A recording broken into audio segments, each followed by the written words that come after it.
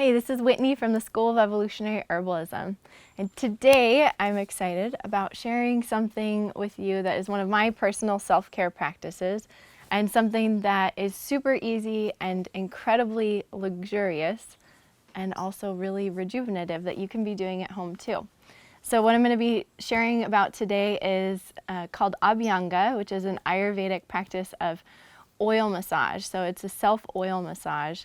And I don't know about you, but sometimes when you think of, doing things to better your health, it might seem like maybe a little bit of a chore or something that's like, okay, I got to do this and I got to add this on. But this, I guarantee you, is a practice that you are going to absolutely fall in love with. And it's a little bit of a different way to take herbal medicine, not through a tea or a capsule or a tincture, but something that you're actually putting the herbs topically all over your skin and absorbing them through your skin. And so before I get super deep into the therapeutics of self-oil massage, and also I'm going to also give you a few tips on some different herbs that you can use for balancing the different doshas or constitutions. So for different body types, I'm going to give you some specific remedies that I love to make herbal oils with. But before I dive into that, I just wanted to read this to you, which is a little quote from the Bhagavata, which is about Abhyanga here, and these are, Ayurveda is really awesome. I love Ayurveda because it's, thousands and thousands of years old. So there's so much depth and history behind it.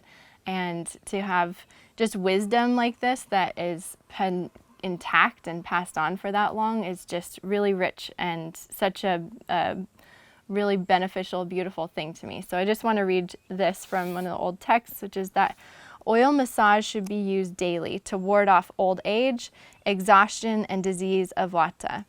It bestows good vision, nourishment of the body, long life, good sleep, and healthy skin. It should be done especially to the head, ears, and feet. So that sounds like something we all would probably love to feel, rejuvenated and to have increase, the health of our skin and our bodies, but then also to have that practice of something that's rejuvenating you. So what's so powerful about oil massage is that you are, like I mentioned earlier, you're getting the therapeutic benefit of herbal medicated oil. So you're getting the oils absorbed topically into your skin, but then you're also really moving the lymph and you're helping to absorb all of the therapeutic benefits of the oil itself into your tissues. So helping your skin and your joints, helping to lubricate your joints, helping to tonify your muscles and ease tension. And then also moving that stagnation in your lymphatic system is actually really, really important, especially for, a lot of people in our modern world have more sedentary lifestyles than maybe our ancestors did. So we're sitting a lot more, which means that our lymph isn't getting to move and circulate as much. So herbal oil massage, or just, massage in general, is just one practice that's really beneficial for moving lymph and moving stagnation. The other thing that's really beneficial about oil massage, and I have experienced this a lot in my healing process. I had a lot of vata imbalance, and I'll just kind of give you a little glimpse into for anyone who's not familiar with the Ayurvedic doshas, which is just a term to describe different constitutions. So recognizing that each person has a blend of these different doshas, and some are more prominent than others. So that can make up our different body types, that we all have different body types and all different tendencies, where we might have certain elements, earth, air, water, fire, and such, and ether.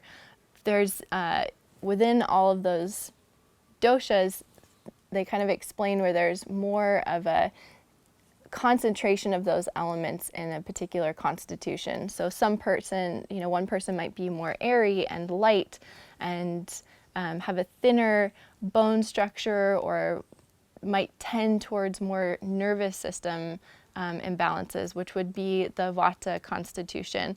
And Pitta might tend to be more of the, I'm just doing some broad generalizations here to give you just a really brief overview for anyone who's not familiar with the doshas, with this terminology. And Pitta constitution, it tends to be more athletic and muscular, and yet can tend towards more heat and agitation and inflammation. So that's more of the fire and water elemental constitution. The Vata constitution is air and ether elements. And then the Kapha constitution tends to be have more heaviness and lethargy, and can tend towards stagnation. So that's generally comprised of the elements of earth and water. So you can see that there's elemental kind of structure to different constitutions that each human has. And we all have unique bodies, and we all have the ways that our minds are made up too, that we can tend towards these different elemental, tend to have a stronger element or dosha within our constitution. So personally, I have had a lot more Vata, which is that air and ether constitution that can tend towards that nervousness and anxiety. I used to have chronic anxiety for years, and it was something that I always really struggled with. And I did a number of different things to help myself. And so there were some different herbs that helped with calming my nervous system. But also one of the practices that I really started doing was Abhyanga. So if you think about Vata and you think about light, that constitution of being more light and airy, we want to balance that with a different, kind of the opposite quality to help to ground and calm and soothe that type of constitution, a person who has an excess of Vata. So if you think about oil is, as they would say in Ayurveda, snigdha, which is like heavy and oily, and so it has that very grounding kind of quality. So that heaviness, it can help to bring somebody who has anxiety or excess tension, help to ground them and bring that soothing, nourishing quality to their nervous system. Our nerves and our whole nervous system needs oils and fats anyway. So this is also another way that getting those oils topically into your tissues can really help to nourish and repair the nervous system. But also, again, like having that very calming time where you're taking, just a little bit of time out of your daily life to practice this Abhyanga, the oil massage, and to coat your body in oil, which is, going to bring in that heavier feeling and that soothing quality, but then also nourishing the nervous system at the same time. So there's also another layer to it, which is that Vata people can tend to be more sensitive and very kind of like the empathic type of people that are picking up and tuning into everything. So when you're putting that oil on your body, it is also like another layer of protection that kind of brings you from being outside of your body, but pulling you back in and putting that heavy, thick coating, that layer around your skin, the boundaries of where you end and the rest of the world begins. It's kind of helping to define that layer and helping you to regain that sense of self as you move out throughout the world. So I'm not going to demonstrate Abhyanga because I usually do it naked, and I'm not going to do that for you guys here, but it's pretty self-explanatory. You use an herb oil, so you can use a plain oil. In Ayurveda, the most common oil used for therapeutic properties is sesame oil, not toasted sesame oil, so not the stuff you quite would flavor your stir fry with, but just a nice plain unrefined sesame oil. is going to be the most beneficial oil to balance vata. And you can use it plain like that, and it has, nourishing, healing properties on its own. Or you can make a medicated oil, which will enhance the properties of the oil by whichever herbs you combine it with, whichever herbs you infuse into the oil, or some people add essential oils, which is a whole nother thing, but it's one way to basically get some herbs into your skin like that.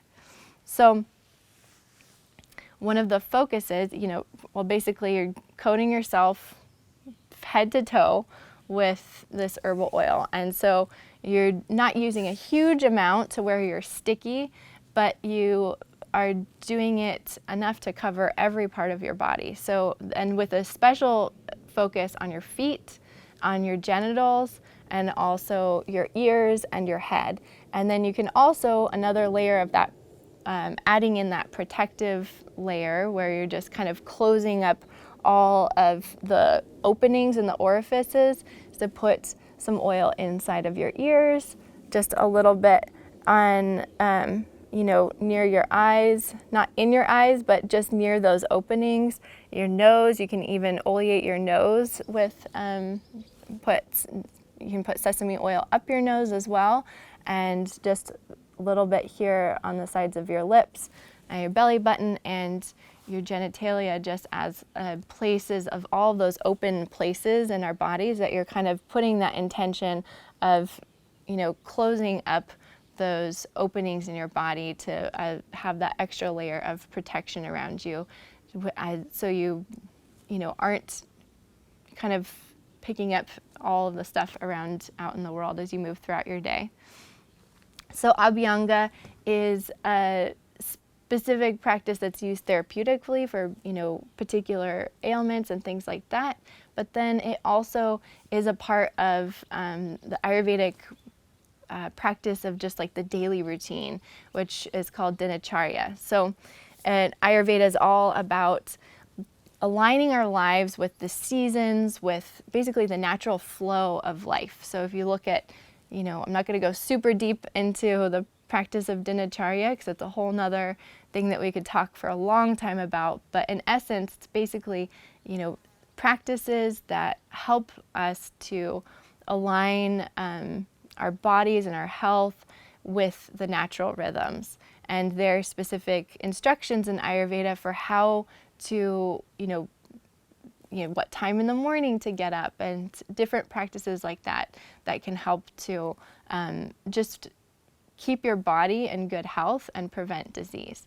And one of the practices is Abhyanga, which would traditionally be done after exercise, so getting up early and drinking a lot of fluids, and then having an exercise time where you're exercising and really moving your body, clearing out any stagnation and heaviness that was from the night before from sleeping, and from your body, helping your body to move and detoxify all of the things that it was processing throughout the night.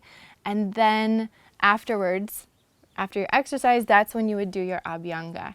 And after that, then get in the shower or bathe afterwards. So this is something that I absolutely loved. I thought was really strange at first, like, wait a minute, I oil up before I go in the shower? That seems a little counterintuitive. I used to just think of like, oh, you put lotion on or oil or something like that after you shower. But doing that before, it really helps the oil to saturate even deeper into your tissues, and the oil in itself helps to pull out impurities and dirt and things like that off of your skin. So then that would be a part of kind of the context of how Abhyanga would be used in the daily regimen. Now I'm going to share with you a little bit about just some super basic oils that you can make at home to balance, like I mentioned briefly, the different doshas. So to balance the different constitutions, here are just my favorite herbs that I use. There are many specific formulas and herbs that are used in Ayurveda, But personally, I am of European descent, and I love to work with the herbs from my heritage and from my family, and with plants that are super easy for me to grow right around me, just in pots on my porch. So, or in your garden. So it's really, those are the herbs I'm going to share about today. And the first one I'm going to share about is lavender oil, which you can use for, I would specifically use for balancing vata. So as I explained, vata constitution tends towards that nervousness and anxiety. And so a lavender oil is incredibly soothing and calming. Lavender is a nervine, so it's an herb that is really gently relaxing to the nervous system, and can help to calm the body and the mind, release tension in the muscles, and to just also to settle the mind and help you to have like a deeper, relaxing sleep. So a lavender oil would be one of my top recommendations for vata constitution. And again, it's something that in this video I'm not going to show you how to make the oils. I'm going to be sharing a class next week that will actually show you how to make a lavender oil. But I'm just going to share a little bit about those kind of the therapeutics of why I would choose different herbs in an oil, infused oil for different constitutions. Lavender I also love because it is crazy easy to grow. It's like really difficult to actually kill those plants. They're really resilient and grow so well in many different climates. So lavender oil would be one that I would use for balancing vata. Now for pitta constitution, which tends to have more of that heat and can tend towards inflammation in the joints and muscles as well. I use like a rose oil, so just I have all these roses growing out here on my patio, and I just do an infused oil with rose petals. So rose is really sweet, and it's cooling and calming as well. Calming in the sense that it helps to kind of cool inflammation, and it isn't as like a nervine in the same way that lavender is, as far as working strongly on the nervous system, but on the tissue level, it's nice and cooling and calming. So you can easily make an infused oil with rose petals, which is also just incredibly luxurious and wonderful to rub yourself with every day. And the carrier oil for making for balancing pitta in general would be, you can use sesame oil as well, but coconut oil tends to be more cooling in its energetic properties. So you can use coconut oil by making infused oil with a coconut oil, or I also use olive oil as well. I tend to use that more. I personally don't use coconut oil just because coconuts don't grow around me, but it does have its therapeutic benefits for helping to be more cooling and calming to pitta constitution. Now for kapha, this constitution that tends towards heaviness and stagnation, and more oiliness in general too. It's recommended to either be really light on the application of oil, because you don't want to be contributing to more heaviness on the tissues, or doing a dry massage. So this would be a case where it's definitely really recommended to use like raw silk gloves or a dry body brush, and to be kind of doing self-massage dry like that to help to stimulate the blood flow and the flow of lymph, and to help move any areas of stagnation. And there's also dry herbal powders, like another whole process of making herbal powders that you can use for massage, which I'm not going to go into depth here in this video. But as far as an herbal oil, if you're going to make an oil to be used, do maybe a dry brushing, and then do an application of a rosemary infused oil. And this would be the rosemary I just absolutely love, because it is so stimulating and warming, and really aromatic. So all of those volatile oils and in the rosemary just help to move and disperse stagnation. In general, like internally when you take it in the body, it just helps to move the blood. Any place that there's congestion or stagnation, just helps to get everything moving and flowing. So that is my favorite choice for the Kapha constitution for an infused oil, and I also really love rosemary oil because it's just really warming as well. So that's one that I tend to use myself in the winter when it's cool, when it's really cold out. I just love the warming feeling of the rosemary oil, and you put that all over your skin, and it's just really enlivening. So those are there are many, many other herbs, but those are just 3 simple herbs that for 3 different basic constitutional types that you can try working with. But again, there's so many more. I would really love to hear if, you can post in the comments here, are there any specific herbal oils? Have you made medicated oils before? Are there different herbs that you love to balance the different constitutions? Or, is this something that's totally new to you? It would be really cool to just, if you've never done this before, here's my homework for you. Just try it, even if it's just you have some sesame oil. Just at least try it like that, and then next week I can show you how to actually turn that oil into an herbal oil, and then you'll be able to be making this at home and doing this practice at home. But go ahead and try it this week and come back and write in the comments. Let me know, what did you like about it? Was it really weird, or did it feel really nourishing? I'd love to just hear from you about this, and also so the community here can just also learn from your wisdom of any herbs that you would use or have used for medicated Abhyanga oil. So thank you so much for just tuning into this little video here. And I hope this really just brings a lot of nourishment into your day and joy into your day. And I think it's something that's really important for us to have ways that we are really tending to ourselves in our busy lives. And this is just one way that is so sweet. And it's a really very visceral, tactile way of caring for yourself. You really feel like you're really caring and tending to yourself, and having that touch is another, incredibly beneficial aspect of this. So thank you again for tuning in, and I hope you have an awesome day. Take care.